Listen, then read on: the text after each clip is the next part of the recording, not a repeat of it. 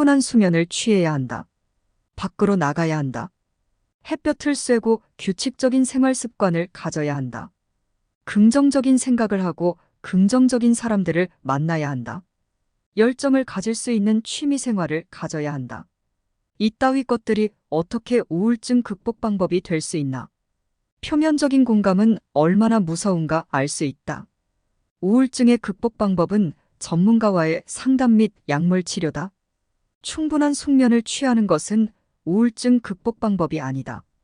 충분한 숙면을 취하지 못하는 것이 우울증의 증상인데 그것을 하지 말라니 모순이다. 불규칙한 습관을 갖는 것도, 부정적인 생각을 하는 것도, 어떤 것에 무기력해지는 것도 모두 우울증의 증상이다. 증상을 하지 말라는 것만큼 허무맹랑한 조언이 있을 수 있나? 고열이 나는 몸살 환자에게 고열을 내지 말아라고 말할 수는 없다. 우울증을 질환으로 인식하지 않는 사회가 우리를 병들게 한다. 10대부터 30대까지 우리 사회 구성원을 가장 많이 죽이는 사망 원인 1위는 자살이다. 자살은 병이 아니다. 그러나 우울증의 증상 중 하나다. 우리 사회가 이렇게 병들었다. 최근 뉴스를 켜면 가장 많이 도배되는 이슈는 출산율이다. 가임 여성 1명당 출산율이 0.7명이라는 충격적인 이야기가 매번 도배된다.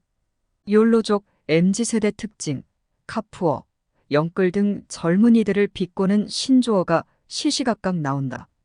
배부른 MZ세대에 대한 빈정거림이 사회적 문화가 됐다. 기성세대는 나약한 젊은이들의 인내력, 열정 따위가 없다고 한탄한다. 대한민국의 자살자는 언제나 1위를 해왔던 것 같지만 그렇지 않다.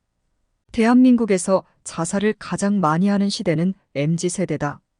그 이전 세대에서 자살은 그닥 사회적 이슈가 아니었다.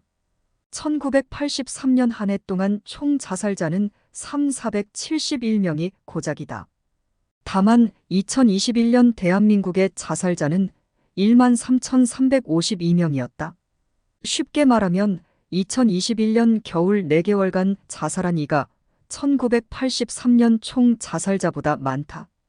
이 숫자는 별것 아닌 것 같지만 2012년부터 2022년까지 10년간 자살로 생을 마감한 이는 13만 명이 넘는다. 이는 히로시마와 나가사키에 떨어진 원자폭탄 2기에서 생긴 사망자보다 많다. 쉽게 말해 대한민국에서는 5년마다 원자폭탄 하나가 투하되는 셈이다.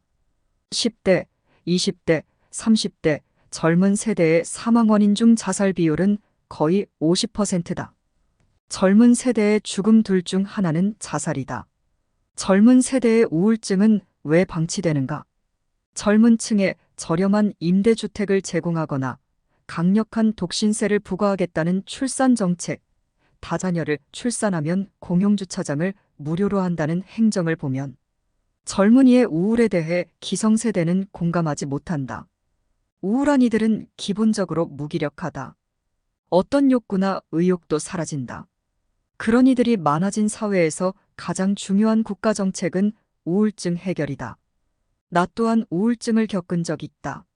그것이 의지의 영역이 아니라는 사실을 몸소 겪지 않았다면 공감하지 못했을 것이다. 우울증이란 심지어 눈앞에 바퀴벌레가 지나가도 손 하나 까딱하고 싶지 않은 증상이다. 방은 너저분해지고 무기력해진다. 그것을 사회는 게으름이라고 부른다. 어리석게도 젊은이들도 그것을 게으름 혹은 무력함, 무기력, 무능력으로 받아들인다.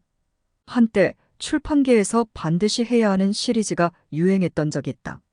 10대에는 반드시 해야 할, 혹은 20대에는 반드시 해야 할, 30대가 되면 반드시 해야 할. 이런 시리즈가 한참을 인기를 끌다가 이후에는 괜찮아 시리즈가 유행했다. 힐링이나 위로라는 감성적인 키워드가 마케팅이 되면서 젊은이들을 위로했다. 사회 전체가 번아웃된 시점에서 아직도 우울증에 대한 위험성은 아무도 인지하지 못한다. 정신건강에서 가장 중요한 것은 병식이다. 스스로 그것이 병이라고 인식하는 것이 정신건강에서 가장 중요한 핵심 요소다. 대부분 사람들은 자신이 가진 병을 인지하지 못하거나 인정하지 않는다.